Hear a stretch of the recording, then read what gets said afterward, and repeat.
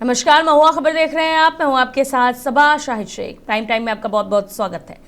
आरा शहर का ऐतिहासिक और गौरवशाली वीर कुंवर सिंह रमना मैदान इन दिनों बदहाली और अव्यवस्था की तस्वीर पेश कर रहा है। शहर के प्रमुख सार्वजनिक स्थलों में शामिल इस मैदान में जगह जगह गंदगी का अंबार लगा हुआ है, जिससे यहाँ आने वाले लोगों को भारी परेशानियों का सामना करना पड़ रहा है। सुबह और शाम टहलने आने वाले लोग, खेलकूद का अभ्यास करने वाले युवा और अलग अलग सामाजिक एवं सांस्कृतिक कार्यक्रमों में शामिल होने वाले नागरिक साफ सफाई की बदहाल व्यवस्था को लेकर नाराज दिखाई दे रहे हैं। स्थानीय लोगों का कहना है कि मैदान की नियमित सफाई नहीं होने के कारण यहां कचरे का ढेर जमा रहता है, जिससे दुर्गंध और गंदगी की समस्या बनी रहती है। सबसे बड़ी परेशानी मैदान में शौचालय की समुचित व्यवस्था का नहीं होना है। महिलाओं, बुजुर्गों और खिलाड़ियों को इससे सबसे ज्यादा दिक्कतों का सामना करना पड़ता है। गौरतलब है कि पूर्व केंद्रीय मंत्री आर.के. सिंह की पहल पर इस मैदान का सौंदर्यीकरण कराया गया था और यहां कृत्रिम घास भी लगाई गई थी, लेकिन रखरखाव के अभाव में अधिकांश घास खराब हो चुकी है। अब स्थानीय लोग प्रशासन से मैदान की सफाई, शौचालय निर्माण और समुचित रखरखाव की मांग कर रहे हैं। देखिए, देख रहे हैं आप महुआ खबर में संजय श्रीवास्तव। देखिए, जिस तरह से आरा का ये वीर कुंवर सिंह रमना मैदान है और कई करोड़ की लागत से इसको पूर्व केंद्रीय मंत्री आर.के. सिंह ने शुरुआत की थी सौंदर्यीकरण का, और आज स्थिति ये है कि यहाँ पे जो है गंदगी ही गंदगी है। जो बेंच है वो टूटे पड़े हुए हैं और रमना मैदान की जो स्थिति है, देखिए दिखा रहे हैं आपका कि वो देखिए सीधे तौर पे यहाँ पे घास लगाए गए थे। सारे घास जो है देखिए कृत्रिम घास थे, सब घास खत्म हो गए हैं। और वहाँ देखिए भी, वहाँ भी स्थिति वही है। लोग वहाँ पर बैठे हुए, कुछ लोग बैठे हुए हैं वहाँ पे बहुत सारे संख्या में, और वहाँ ताश के पत्ते खेल रहे हैं। लेकिन सबसे बड़ी चीज़ है कि इधर से लोग जाते हैं, देखिए साइकिल चला के भी लोग जा रहे हैं। और इसके सौंदर्यीकरण का जो आर.के. सिंह ने ध्यान रखा था, अब रखने वाला कोई नहीं है, क्योंकि नगर निगम के जिम्मे मामला है। यहाँ पर नगर निगम को देखना है सफाई, लेकिन यहाँ सफाई भी नहीं हो रही है जिस तरह से होनी चाहिए थी। बच्चों के लिए इधर बनाया गया है खेलने कूदने के लिए। शाम के समय जो है काफ़ी भीड़ यहाँ उपस्थित होती है और तमाम लोग जो यहाँ टहलते हैं, सुबह मॉर्निंग वॉक करते हैं, उस समय भी लोग काफ़ी संख्या में टहलते हैं। लेकिन स्थिति बहुत ही भयावह है यहाँ पर। सीधे तौर पे हम आपको दिखा रहे हैं, इधर देखिए फूल पत्ती है, तमाम चीज़ें हैं, लेकिन इधर से जब घूमिएगा ना तो सीधे तौर पर देखिए यहाँ पर गंदगी ही गंदगी है। यहाँ पर भी हम दिखाएंगे, देखिए धीरे धीरे गंदगी का ही साम्राज्य है यहाँ पे। और सीधे तौर पर यहाँ जो लोग आते हैं, टहलते हैं, इधर से इधर देखिए बैठे हुए हैं, कुछ लोग बैठे हुए हैं भी, और यहाँ पर बैठ के भी अपना आराम करते हैं। तो सीधे यहाँ पर पहले आपको दिखा दिया, टूटा हुआ है बेंच जो है, यहाँ पर देखिए टूटा हुआ है बेंच जो है, यहाँ पर कोई देखने वाला नहीं है, टूटा हुआ है। लोग आ रहे हैं, घूम रहे हैं और टहल रहे हैं। सीधे तौर पे हम बात करेंगे, क्या कहेंगे जिस तरह से ये टूटा पड़ा हुआ है? अब पता ना, कोई बैठने के लिए जानता था, वो अभी नहीं है। इसको देख रेख के लिए बैठना जरूरी है। इस पे कोई कार्रवाई होना चाहिए, कहे कोई और एक ही जगह पे 3 और डाल दे। अच्छा, बहुत पहले जो है यहाँ पे जो है सांसद आर.के. सिंह थे, तो उन्होंने सौंदर्यीकरण कराया था। उसके बाद से जो है स्थिति बहुत बिगड़ गई। बहुत डैमेज हो गया, बहुत डैमेज हो गया। वो कह रहा है कि यहाँ पे भाई अगर वही रहते तो बहुत अच्छा होता। हाँ, होता होता बहुत चीज होता। तो अभी क्या लगता है आपको कि अभी इतना देर से आप घूम रहे हैं तो क्या लग रहा है, गंदगी का आलम और ये जो बहुत नगर निगम के जिम्मे अभी दिया गया है पार्क? नगर निगम के जिम्मे कहाँ ये जिम्मा रहता था, ये एक भी कचरा नहीं रहता। पूरा ये दोनों टाइम इसमें झाड़ू पोछा जो भी ये लगता है। शौचालय का भी स्थिति यहाँ पर बहुत बहुत बंद है।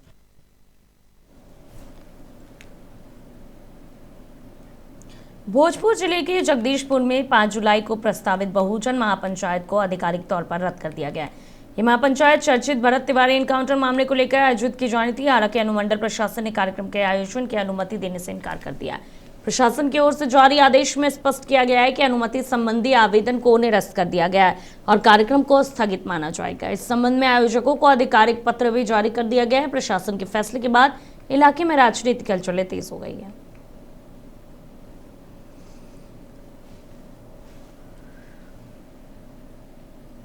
झारखंड में अपराध पर नकेल कसने के लिए धनबाद पुलिस ने पहली बार एक अनोखी और सख्त पहल करते हुए जिले के चिन्हित दागी अपराधियों को सामूहिक परेड कराई। पुलिस लाइन में आयोजित इस विशेष अभियान के तहत अलग अलग थाना क्षेत्रों के सैकड़ों अपराधियों की हाजिरी ली गई और उनकी पहचान का सत्यापन किया गया। इस दौरान अपराधियों के वर्तमान रहन सहन, व्यवसाय और गतिविधियों की भी विस्तृत समीक्षा की गई। प्रभात कुमार ने दागी अपराधियों को स्पष्ट चेतावनी देते हुए कहा कि यह सुधारने का अंतिम अवसर है। यदि इसके बाद भी कोई अपराध की दुनिया में लौटता है तो उसके खिलाफ कठोर कानूनी कार्रवाई की जाएगी। पुलिस ने अपराधियों को समाज की मुख्य धारा से जोड़ने और भविष्य में किसी भी आपराधिक गतिविधि से दूर रहने की शपथ भी दिलाई। वहीं गंभीर आपराधिक इतिहास वाले लोगों को विशेष निगरानी सूची में शामिल कर उनकी गतिविधियों पर लगातार नजर रखने का निर्देश भी दिया गया।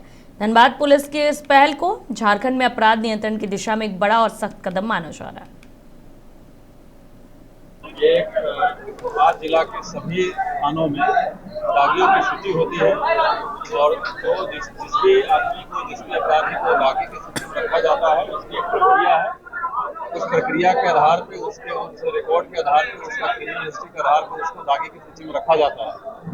तो एज पर मैनुअल दागियों का परेड थाना लेवल पे होता है, अनुमंडल लेवल पे होता है, डिस्ट्रिक्ट लेवल पे भी कराया जाता है। बट पहले कभी ऐसा हुआ नहीं था। आज हम लोग पूरे जिला से सभी दागियों को बुला करके, जैसा आपने सुना भी होगा कि हमारे दोनों एसपी साहब, सिटी साहब, ग्रामीण साहब, वो दोनों भी ब्रीफिंग किए, मैं खुद भी ब्रीफिंग किया और सबसे पहले उनको मैंने बताया कि दागी की सूची हम लोग को समझाया, थाना एसपी बुला के हम लोग के बगवाना थाना से बुलाया, हम लोग को समझाया। अच्छा लगा हम लोग को, समझा बुझा के हम लोग के बोला गलत कदम नहीं उठाना, गलत चीज़ पर नहीं जाना है। अच्छा समझाया हम लोग के, बहुत अच्छा लगा आकर हम लोग के यहाँ पर बागमारा थाना से। तो क्या केस आप पे दर्ज पता है आपको? हाँ, दागी था हम लोग का केस, 2-3 को केस हुआ था तो दागी थे, तो उस चलते लाया था हमको। तो सुधारना चाहते हैं हाँ, आप लोग? सुधारना चाहते हैं। पुलिस का ये जो पहल अच्छा है, अच्छा लगा हमको। ये पुलिस के पहल, ये जो है ये बहुत अच्छी पहल है। ये होना चाहिए हर 5 महीना 6 महीना में, पकड़ लो क्या, हर 5 महीना 6 महीना में ऐसा होना चाहिए। हर 6 महीना में ऐसा होना चाहिए, बहुत जरूरी है। आज उन्होंने आश्वासन भी दिया कि जो लोग आगे की श्रेणी में नहीं आते हैं। देखिए, एसएसपी साहब शहर के गार्जियन है और उन्होंने जो कहा, अगर ठोस उठाया तो वो हम सभी के लिए उठाया, क्योंकि देखिए एक भारत निर्वाचन आयोग के निर्देश पर चल रहे मतदाता सूची विशेष गहन पुनरीक्षण अभियान के तहत दिलेश्वर महतो ने गुमला सदर क्षेत्र के अलग अलग मतदान केंद्रों का निरीक्षण किया। इस दौरान उन्होंने बूथ लेवल अधिकारियों से पुनरीक्षण कार्यों की प्रगति की जानकारी ली और आवश्यक दिशा निर्देश भी दिए। निरीक्षण के दौरान उपायुक्त ने बीएलओ को पारदर्शिता, निष्पक्षता और समयबद्ध तरीके से मतदाता सत्यापन कार्य पूरा करने का निर्देश दिया। उन्होंने कहा कि मतदाता सूची लोकतंत्र की आधारशिला है और ये सुनिश्चित किया जाना चाहिए कि प्रत्येक पात्र मतदाता का नाम सूची में सही और अद्यतन रूप से दर्ज हो। उपायुक्त ने अधिकारियों को घर घर जाकर मतदाताओं को सत्यापन करने और किसी भी पात्र नागरिक का नाम छूटने नहीं देने के निर्देश दिए। उन्होंने बताया कि अभियान के दौरान उत्कृष्ट कार्य करने वाले बीएलओ को जिला स्तर पर सम्मानित भी किया जाएगा। साथ ही उन्होंने आम नागरिकों से अपील किया है कि वो निर्वाचन कर्मियों को आवश्यक जानकारी उपलब्ध कराएं और मतदाता सूची को शुद्ध एवं त्रुटि रहित बनाने में सहयोग करें। भागलपुर के मुजाहिदपुर बिजली कार्यालय में उस समय हंगामे की स्थिति उत्पन्न हो गई जब बड़ी संख्या में उपभोक्ता अपनी शिकायतों को लेकर कार्यालय पहुंच गए। उपभोक्ताओं का आरोप था कि उन्होंने अपने प्रीपेड बिजली मीटर का रिचार्ज करा लिया है, लेकिन इसके बावजूद उनके घरों की बिजली आपूर्ति बहाल नहीं हुई। बिजली नहीं रहने के कारण लोगों को भीषण गर्मी और उमस के बीच भारी परेशानियों का सामना करना पड़ा। कई उपभोक्ताओं ने बताया कि रिचार्ज की प्रक्रिया पूरी होने के बाद भी मीटर सक्रिय नहीं हुआ, जिससे उनके घर अंधेरे में डूबे रहे हैं। समस्या के समाधान के लिए जब लोग बिजली कार्यालय पहुंचे तो वहां काफी संख्या में उपभोक्ताओं की भीड़ जो है वो देखने को मिली। नाराज उपभोक्ताओं ने बिजली विभाग के खिलाफ जमकर आक्रोश जताया और कार्यालय परिसर में हंगामा करते हुए जल्द से जल्द बिजली बहाल करने की मांग भी की।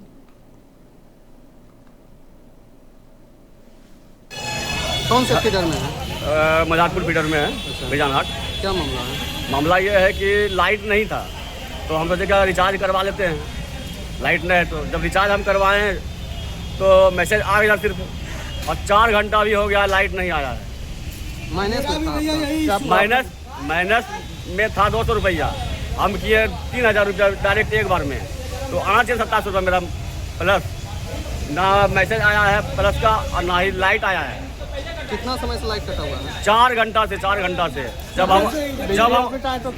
जब हम ऑफिस आते हैं बोलता है कि 1 घंटा में आ जाएगा, फिर 1 घंटा बाद आए बोलता आधा घंटा में आ जाएगा, और अभी 4 घंटा हो गया, 4 घंटा लाइट नहीं आया है। क्या नाम, क्या प्रॉब्लम जाकर के जन्म लिया है और हम जो है जाकर के रिचार्ज करवाने के लिए आए हैं 10 साढ़े 10 बजे लाइन में लग करके 11 बजे तक में हम लाइन जा करके जो है मतलब रिचार्ज करवाए हैं, और हम जब आए यहाँ मैसेज आया रिचार्ज का? हाँ आ गया है, लेकिन लाइट नहीं आया। लेकिन लाइट नहीं आया है, जिसके कारण हम 3 बार ये आ चुके हैं। कहीं 1-1 घंटा में लाइट आ रहा है, एक घंटा में लाइट आ रहा है, 1 घंटा में लाइट आ रहा है। लाइट अभी तक आया नहीं और है। अभी तक लाइट नहीं आया है सर। हम लोगों का क्या कीजिएगा, आप लोग के जरिए माध्यम से, मीडिया के माध्यम से हम लोगों को लाइट का जाकर के। आपका लाइट कौन सा फीडर में है? काजी चक के फीट हो रहा है। अरे एक तो घर लाइट नहीं है मानते हैं, चलिए भाई बाल बच्चा किसी से रह जाएगा। एक चीज बताइए, जिसका बिजनेस है, जिसको कंप्यूटर चलाना है, वो कैसे चलाएगा जी भाई? रिचार्ज की 5,000 रुपया नहीं दिख रहा है, लेकिन 100 रुपया दिखेगा। कहाँ गया 10 बजे पैसा गया कहाँ? कब रिचार्ज किए? हो गया जी, सुबह ही किए, 9 बजे ऑफिस खुलते साथ किए। मैसेज नहीं आया आपके अभी पास? मैसेज आया है, अभी सर के पास हम 2 घंटा पहले आए थे। सर क्या दिलासा दिए, 2 घंटा में सबको लाइट चला जाएगा। अभी 2 घंटे के 2.5-3 घंटा बीत चुका है, अभी तक कोई निर्धारण नहीं है। क्या किया जा सकता है इसमें? कौन क्षेत्र बंद कर दिया जाए। कौन क्षेत्र का है? खेतान मरिया अजंता टॉकीज के पास। भागलपुर में राष्ट्रीय सांख्यिकी कार्यालय के उप क्षेत्रीय कार्यालय की ओर से भूतनाथ मंदिर परिसर के समीप से झुग्गी झोपड़ी बस्ती में स्वच्छता अभियान चलाया गया। यह अभियान नगर निगम के वार्ड संख्या 9 के अंतर्गत आयोजित किया गया, जिसमें अधिकारियों, कर्मचारियों और स्थानीय लोगों ने उत्साहपूर्वक भाग लिया। अभियान के दौरान अधिकारियों और कर्मचारियों ने बस्ती वासियों के साथ मिलकर गलियों, सड़कों और आसपास के क्षेत्रों की साफ सफाई की। इस दौरान लोगों को स्वच्छता के प्रति जागरूक करते हुए अपने घरों और आसपास के वातावरण को साफ सुथरा रखने का संदेश दिया गया। कार्यक्रम में महिलाओं, बच्चों और बुजुर्गों ने भी बढ़ चढ़कर हिस्सा लिया और सफाई अभियान को सफल बनाने में अपना योगदान भी दिया। अभियान के समापन के बाद राष्ट्रीय सांख्यिकी कार्यालय की ओर से स्थानीय परिवारों के बीच स्वच्छता किट का वितरण भी किया गया। अधिकारियों ने कहा कि स्वच्छता केवल एक अभियान नहीं बल्कि जीवन शैली का हिस्सा होना चाहिए। उन्होंने लोगों से स्वच्छ और स्वस्थ समाज के निर्माण में अपनी सक्रिय भागीदारी सुनिश्चित करने की अपील भी की।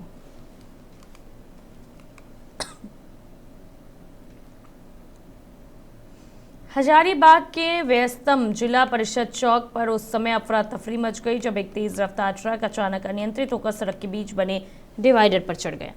हादसे के वक्त चौक पर भारी भीड़ और वाहनों की आवाजाही जारी थी, लेकिन गनीमत रही कि इस घटना में कोई जानहानि नहीं हुई और एक बड़ा हादसा टल गया। प्रत्यक्षदर्शियों के मुताबिक ट्रक तेज गति से आ रहा था और चालक के नशे में होने की आशंका जताई जा रही है। अनियंत्रित ट्रक डिवाइडर को पार करते हुए उसके पत्थरों के बीच फंस गया, जिससे वो आगे नहीं बढ़ सका। लोगों का कहना है कि यदि ट्रक की रफ्तार और अधिक होती तो कई वाहन और राहगीर इसकी चपेट में आ सकते थे। घटना की सूचना मिलते ही यातायात पुलिस मौके पर पहुंची और क्रेन की मदद से ट्रक को हटाने के लिए रेस्क्यू अभियान चला। इस दौरान कुछ समय के लिए चौक पर यातायात प्रभावित रहा और जाम की स्थिति बन गई। फिलहाल पुलिस ने वाहन को कब्जे में लेकर जांच शुरू कर दी और चालक के नशे में होने या तकनीकी खराबी की संभावना की पड़ताल की जा रही है।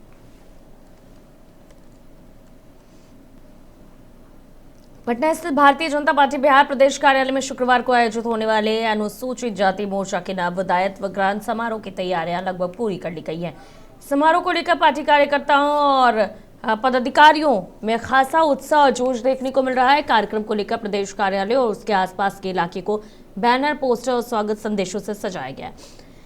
पार्टी नेताओं और कार्यकर्ताओं की ओर से समारोह को भव्य और सफल बनाने के लिए अंतिम तैयारियों को पूरा किया जा रहा है। गौरतलब है कि सुजीत पासवान को बीजेपी अनुसूचित जाति मोर्चा का प्रदेश अध्यक्ष बनाया गया है। वो मधुबनी जिले के राजनगर विधानसभा क्षेत्र से बीजेपी विधायक भी है। पार्टी नेताओं का मानना है कि नए नेतृत्व में अनुसूचित जाति मोर्चा संगठन को और मजबूती मिलेगी और आगामी राजनीतिक कार्यक्रमों में इसकी सक्रिय भूमिका देखने को मिलेगी। दायित्व ग्रहण समारोह कल हमारे माननीय प्रदेश अध्यक्ष जी नवनिर्वाचित हुए हैं सुजीत पासवान जी, उनका कल दायित्व ग्रहण समारोह है सुबह के 11 बजे, जो कि एकदम ब्रह्म मुहूर्त जो कहता है, सुबह 5 बजे से 11 बजे तक उस ब्रह्म मुहूर्त के दौरान उनका पदभार ग्रहण होगा।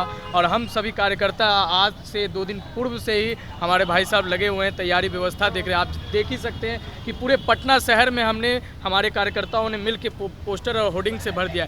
कल का जो दिन होगा 3 जुलाई वो ऐतिहासिक होगा एससी मोर्चा और भारतीय जनता पार्टी के लिए।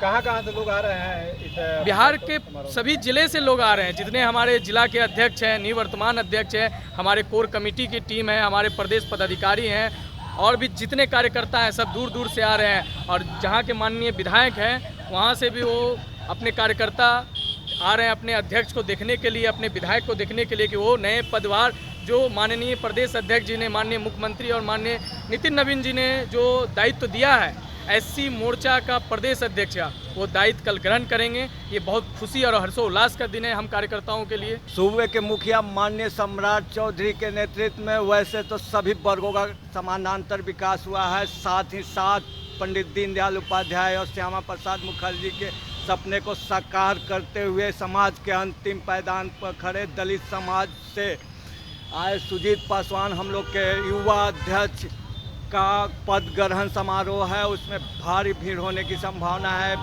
हर जिले मुख्यालय से, मंडल से, प्रखंड से सब लोग आने को तैयार हैं। सारी तैयारी पूरी कर ली गई है। कल का दिन हम लोग के लिए ऐतिहासिक दिन होगा। दायित्व ग्रहण समारोह कल हमारे माननीय प्रदेश अध्यक्ष जी नवनिर्वाचित हुए हैं सुजीत पासवान जी, उनका कल दायित्व ग्रहण समारोह है सुबह के 11 बजे, जो कि एकदम ब्रह्म मुहूर्त जो कहता है सुबह 5 बजे से 11 बजे तक, उस ब्रह्म मुहूर्त के दौरान उनका पदभार ग्रहण होगा।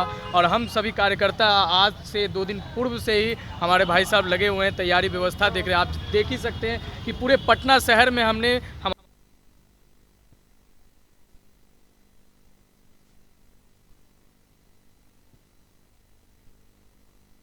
भारतीय जनता पार्टी के बिहार प्रदेश प्रवक्ता प्रेम रंजन पटेल ने विपक्षी दलों को नसीहत देते हुए कहा है कि उन्हें बांकीपुर विधानसभा सीट से अपना उम्मीदवार नहीं उतारना चाहिए। उनके इस बयान के बाद बिहार की राजनीति में नई चर्चा शुरू हो गई है। प्रेम रंजन पटेल ने कहा है कि बांकीपुर विधानसभा क्षेत्र में भारतीय जनता पार्टी की मजबूत पकड़ है। प्रेम रंजन पटेल ने और क्या कुछ कहा, ये आपको सुनाते हैं।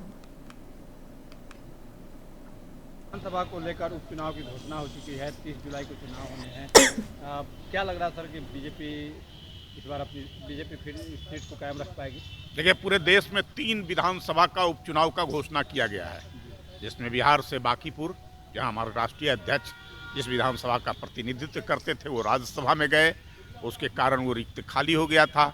एक सीट जो है से मध्य प्रदेश में, एक गुजरात में, ये 3 सीटों पर चुनाव का जो है से घोषणा चुनाव आयोग ने कर दिया है।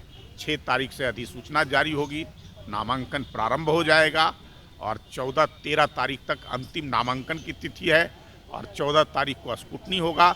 30 तारीख को फिर जो है से उसके चुनाव होंगे और 3 अगस्त को उसके परिणाम आएंगे। निश्चित तौर पे चुनाव आयोग का जो रिक्त सीट था उसके लिए चुनाव कराने के लिए जो निर्णय लिया गया है, ये स्वागत योग्य कदम है और हमारी पार्टी पूरी तरह से तैयार है लड़ने के लिए और उस सीट पर जो है से अवश्य जो है से हमारे पार्टी का जो भी उम्मीदवार होगा पार्टी तय करेगी, वो जीतेंगे। लेकिन विपक्ष कह रहा है कि बीजेपी के लिए अग्नि परीक्षा होगी, क्योंकि बीजेपी लगातार परिवारवाद की राजनीति को बढ़ावा दे रही है। विपक्ष कहीं टिकने वाला है? मुगालते में न रहे और सपना न देखे। ये पटना तो परंपरागत सीट रहा है। जब विपक्ष में, जब सत्ता पक्ष में विपक्ष था उस समय वो सीट जीतते रहे हैं और आज तो हम सत्ता है पक्ष के हैं और सत्ता पक्ष से लोग जो है से पूरी तरह संतुष्ट है। इस चुनाव में उनको पता चल गया आटा दाल का भाव कि क्या होता है।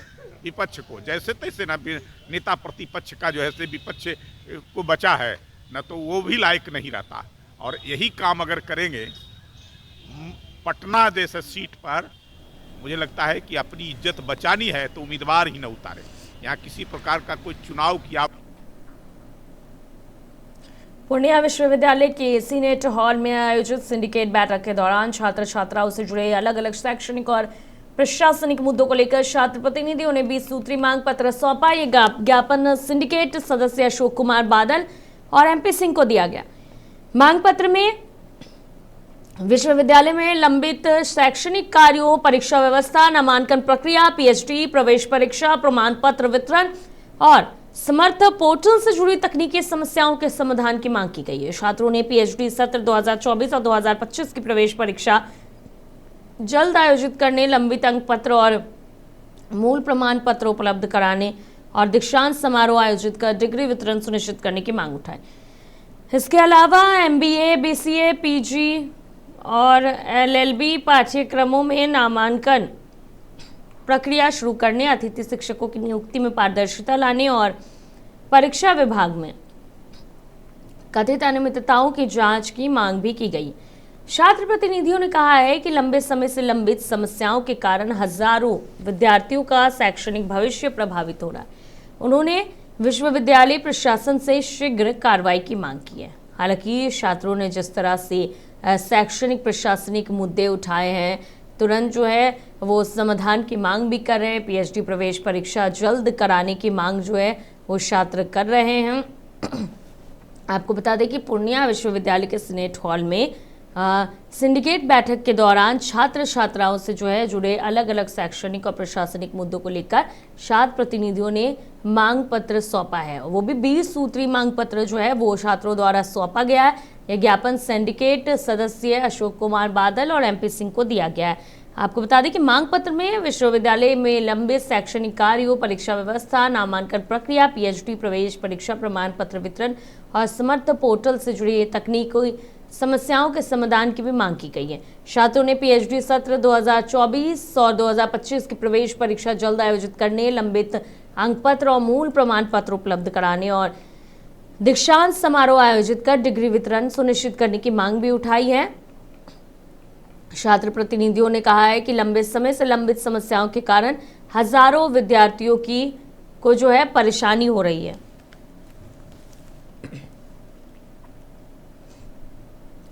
बिहार के कटिहार जिले के मनिहारी थाना क्षेत्र में दिन दहाड़े हथियारबंद बदमाशों ने निजी फाइनेंस कंपनी के कलेक्शन एजेंट से करीब 60,000 रुपए लूट लिए। घटना ITI के पास उस समय हुई जब भारत फाइनेंस कंपनी का एजेंट सोनू कुमार गांव से कलेक्शन कर मनिहारी लौट रहा था। रास्ते में पहले से घात लगाए 2 बाइक सवार बदमाशों ने उसे रोक लिया और पिस्टल दिखाकर कैश से भरा बैग जो है लूट कर फरार हो गए। घटना के बाद इलाके में हड़कंप मच गया। सूचना मिलते ही मनिहारी थाना पुलिस मौके पर पहुंची और जांच शुरू कर दी। पुलिस आसपास के CCTV कैमरों की फुटेज खंगाल रही है। मनिहारी अनुमंडल के SDPO विनोद कुमार ने बताया कि शुरुआती जांच में कुछ अहम सुराग मिले और उनके आधार पर छापेमारी की जा रही है। पुलिस ने जल्द ही आरोपियों की गिरफ्तारी का दावा भी किया है। प्रथम दृष्टया अभी सूचना प्राप्त हुई है तुरंत कि एक फाइनेंस कंपनी के जो स्टाफ होते हैं जो ग्रामीण में वसूलते हैं, कुछ फाइनेंस के रिलेटेड काम करते हैं, उसी की घटना हुई नवाबगंज से ITI कॉलेज के पहले। उन्हें सूचना दिया है कि हमारा 30,000 और 25,000 के लगभग में हमसे छीन लिया है 2 व्यक्तियों के द्वारा। तो अभी हाँ, वो हम लोग अभी जस्ट सूचना प्राप्त होने के बाद SHO को हमने भेजा है और मैं खुद यहाँ मौजूद हूँ और हम लोग SSD फुटेज और आकलन करते हैं। प्रथम दृष्टया तो कुछ हम लोग को इंगित मिल चुका है। हम लोग बहुत करीब हैं डिटेक्शन के। कलेक्शन करते हैं, कलेक्शन करके आ रहे थे तो यहीं पे रोड के समय भी 2 बाइक सवार आया और पैसा छीन के पिस्टल दिखा के बैग ले लिया मेरा। बैग लेके सीधा वो IT कॉलेज के जस्ट सामने वाला गली है, वो गली से गांव से होते हुए अंदर हसबर की तरफ भागा है। कितना पैसा ही हुआ? 60,000 समथिंग है। प्रथम पटना के चर्चित 10 सर्कुलर रोड आवास को आखिरकार लालू प्रसाद यादव के परिवार ने खाली कर ही दिया। जानकारी के अनुसार राबड़ी देवी और लालू यादव अब कौटिल्य नगर स्थित अपने निजी आवास में शिफ्ट हो गए, जबकि तेजस्वी यादव का परिवार पोलो रोड स्थित सरकारी आवास में स्थानांतरित हो गया है। गौरतलब है कि नेता प्रतिपक्ष के तौर पर राबड़ी देवी को वर्ष 2006 में 10 सर्कुलर रोड का यह सरकारी आवास आवंटित किया गया था। पिछले करीब 2 दशकों में यह आवास बिहार की राजनीति का महत्वपूर्ण केंद्र बना रहा। इसी बंगले में लालू परिवार ने कई राजनीतिक संघर्ष, चुनावी उतार चढ़ाव और सत्ता परिवर्तन के दौर देखे। यही वो आवास रहा जहां रहते हुए तेजस्वी यादव बिहार के उप मुख्यमंत्री बने और विपक्ष की राजनीति का भी नेतृत्व किया। इस बंगले को खाली कराने को लेकर राज्य की मौजूदा सरकार पर विपक्ष की ओर से आपको बता दें कि राजनीतिक आरोप भी लगाए जाते हैं। जानकारी के मुताबिक अब इस आवास में बिहार सरकार के मंत्री नंदकिशोर यादव के शिफ्ट होने की संभावना है। ऐसे में इस बंगले को लेकर सियासी चर्चा एक बार फिर तेज हो गई है।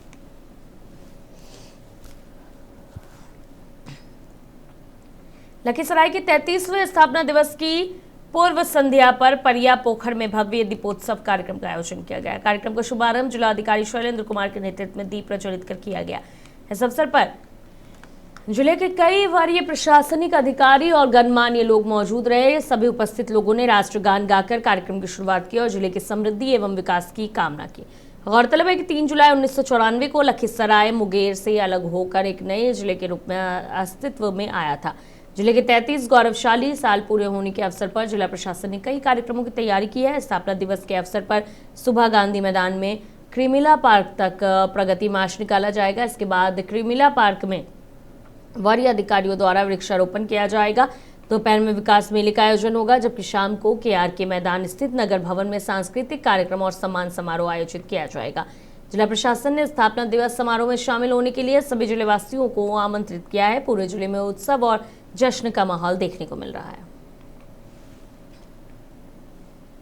कार्यक्रम आयोजित किया जा रहा है संध्या 6 बजे से, और इसमें हमारे सभी नगरवासी भी सादर आमंत्रित हैं, वो भी आएँ और एक एक दिया जला करके लखीसराय का स्थापना दिवस जो 33वां है उसको सेलिब्रेट करें और मनाएं हम लोग के साथ। इसके अलावा कल प्रातः 6 बजे प्रगति मार्च है, जो कि गांधी मैदान से शुरू होकर के त्रिमला पार्क तक जाएगा, और त्रिमला पार्क में सभी लोग जिला पदाधिकारी के नेतृत्व में तथा जो भी हमारे अतिथिगण होंगे आमंत्रित उनके नेतृत्व में वहाँ वृक्षारोपण का कार्यक्रम किया जाएगा, साफ़ सफाई का कार्यक्रम किया जाएगा।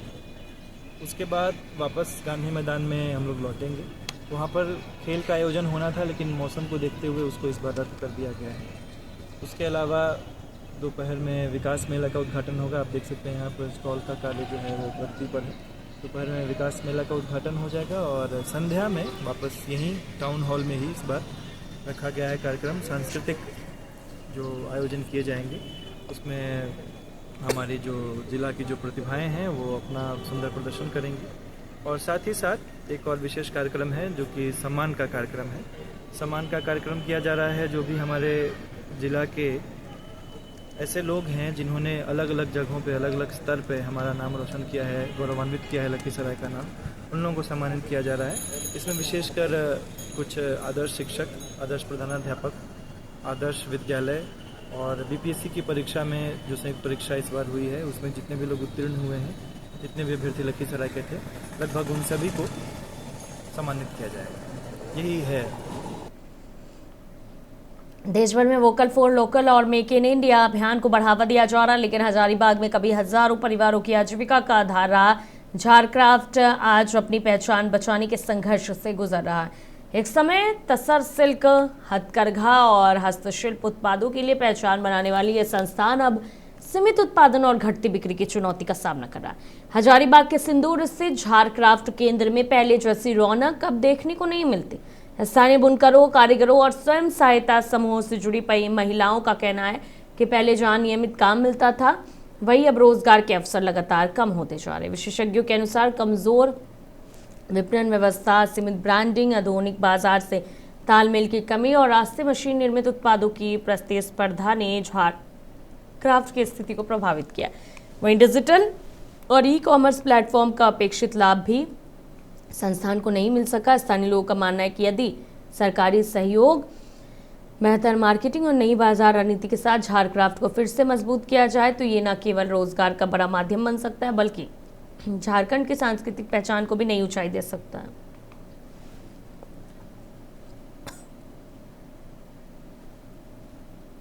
राष्ट्रीय चिकित्सक दिवस के अवसर पर Lions club of Hazaribagh roaring की ओर से आरोग्यमयी अस्पताल परिसर में सम्मान समारोह का आयोजन किया गया। कार्यक्रम में शहर के प्रतिष्ठित डॉक्टरों को समाज और मानव सेवा में उनके उत्कृष्ट योगदान के लिए सम्मानित किया गया। क्लब की अध्यक्षता स्वाति वर्मा के नेतृत्व में आयोजित समारोह में वरिष्ठ डॉक्टर रजत चक्रवर्ती और डॉक्टर AP चैतन्य को मोमेंटो भेंट कर सम्मानित किया गया। इस अवसर पर वक्ताओं ने कहा कि डॉक्टर्स केवल मरीजों का उपचार ही नहीं करते, बल्कि समाज को स्वस्थ और सुरक्षित रखने में भी महत्वपूर्ण भूमिका निभाते हैं। कार्यक्रम के दौरान शहर के दिवंगत वरिष्ठ डॉक्टर CS प्रसाद और मेजर डॉक्टर PK सिन्हा को भावभीनी श्रद्धांजलि अर्पित की गई। उपस्थित लोगों ने उनकी स्मृति में 2 मिनट का मौन रखकर उन्हें श्रद्धा सुमन अर्पित किए। सम्मानित डॉक्टरों ने समाज और संस्था के प्रति आभार व्यक्त करते हुए कहा कि इस तरह का सम्मान उन्हें और अधिक समर्पण के साथ सेवा करने की प्रेरणा देता है। सरकारी स्कूल में बेहतर शिक्षा और आधुनिक सुविधाओं के दावे के बीच हल्दी बेरा गांव की तस्वीर शिक्षा व्यवस्था की जमीनी हकीकत को बयां कर रही। यहाँ के बच्चे जर्जर स्कूल भवन की वजह से बांस और तिरपाल से बनी अस्थायी झोपड़ी में पढ़ाई करने को मजबूर है। ग्रामीणों के अनुसार विद्यालय भवन पूरी तरह से खस्ता हाल हो चुका है। बारिश के दौरान छत से पानी टपकता है और कक्षाओं में जल भराव हो जाता है। भवन की स्थिति इतनी खराब है कि कभी भी बड़ा हादसा हो सकता है। बच्चों की सुरक्षा को देखते हुए ग्रामीणों ने उन्हें जर्जर भवन में बैठाना बंद कर दिया है। कई सालों से नई विद्यालय भवन की मांग को लेकर शिक्षा विभाग और प्रशासन को आवेदन दिए गए, लेकिन अब तक कोई ठोस पहल नहीं हुई। आखिरकार बच्चों को पढ़ाई प्रभावित ना हो, इसके लिए ग्रामीणों ने श्रमदान कर बांस और तिरपाल में अस्थायी कक्षाएं तैयार की। छात्रों और ग्रामीणों ने सरकार से जल्द नया स्कूल भवन बनाने की मांग की है। उनका कहना है कि गरीब और आदिवासी बच्चों को भी सुरक्षित और बेहतर शिक्षा का अधिकार मिलना चाहिए। मेरा नाम अमिता सुरीन है। स्कूल का नाम उत्क्रमिक प्राथमिक विद्यालय हल्दीबेड़ा बड़ौदा है। स्कूल में पानी टपकता है, इसीलिए बहुत दिक्कत है, इसीलिए हम इस झोपड़ी में पढ़ रहे हैं। गाँव वालों ने यह छपरी बनाया है, उस दिन से हम इस छपरी में पढ़ रहे हैं। पढ़ाई करने में हमें बहुत दिक्कत होती है। मैं मुख्यमंत्री से यह मांग करती हूँ कि हमारा स्कूल जल्द से जल्द बनवाया जाए और हमें स्कूल में पढ़ने में कोई दिक्कत नहीं होनी चाहिए। मेरा नाम लीलमुनी सुरीन। स्कूल का छत से पानी टपक रहा है, सीमेंट का बड़ा हिस्सा गिरता है, इसीलिए हम लोग झोपड़ी में पढ़ रहे हैं। मैं मुख्यमंत्री के लिए बोलना चाहता हूँ कि हम लोग का स्कूल जल्द से जल्द बनवाया। मेरा नाम थानेश्वर सिंह है। मैं उत्क्रमित प्राथमिक विद्यालय हल्दीबेड़ा का अध्यापक हूँ। तो अभी तो दिक्कत है, वर्षा में जो छत गिरने की स्थिति में है। अगर वहाँ पढ़ाते हैं तो किसी को भी लग सकती है, सिर में या कहीं भी चोट। और पानी भी छत से बारिश होगी तो चुएगी नीचे, तो वहाँ बैठने में परेशानी है। इसलिए गांव वालों ने इधर छप्पर बना दिए हैं, जो इसी में अभी तक गाँव वालों ने बनाया है। गाँव वालों ने बनाए हैं। तो जल्द बना दिया जाए स्कूल को, ताकि यहाँ के बच्चों को पढ़ने में जो असुविधा हो रही है, वो कठिनाई या दिक्कत हो रही है, उस सब ना सामना ना करना पड़े। हम सीताराम हैं। मेरा गांव का स्कूल आज किस बदहाली के शिकार में है। आज बच्चे झोपड़ी में पढ़ने के लिए मजबूर हैं। स्कूल की स्थिति आप देख रहे हैं ना किस तरीके से है। आज नहीं तो कल गिर सकता है, किसी बच्चे का सिर पे गिर सकता है। इसका जिम्मेवार कौन होंगे? बड़ी बड़ी वादे किए जाता है। मैं सरकार से कहना चाहूंगा कि वादे से काम नहीं चलेगा सर। काम तभी चलेगा जब वादों के साथ आप खरा उतरेंगे। हजारीबाग में नगर निगम द्वारा चलाए गए अतिक्रमण हटाओ अभियान के बाद फुटपाथ दुकानदारों में भारी नाराजगी देखी जा रही है। मंगलवार को सहायक नगर आयुक्त अनिल पांडे के नेतृत्व में जिला परिषद चौक और आसपास के क्षेत्रों में अभियान चलाकर सड़क किनारे लगी दुकानों को हटाया गया। कार्रवाई के दौरान सब्जी, फल, चाय, नाश्ता, सैलून, मोची और अन्य छोटे व्यवसाय से जुड़े कई फुटपाथ दुकानदार प्रभावित हुए। नगर निगम की टीम ने सड़क किनारे बने अस्थायी ढांचों को हटाया, जबकि कई दुकानों को सड़क से किनारे किया गया। अभियान के दौरान पुलिस बल भी मौके पर मौजूद रहा। अचानक कई कार्रवाई से इलाके में अफरा तफरी का माहौल बन गया। प्रभावित दुकानदारों ने नगर निगम में दोपहर मापदंड अपनाने का आरोप लगाया। उनका कहना था कि यदि अतिक्रमण हटाना है तो शहर के सभी इलाकों में समान रूप से कार्रवाई होनी चाहिए। दुकानदारों ने झंडा चौक का उदाहरण देते हुए कहा कि प्रशासन को सभी अतिक्रमणकारियों के खिलाफ एक समान कार्रवाई करनी चाहिए, ताकि किसी के साथ भेदभाव की भावना न रहे।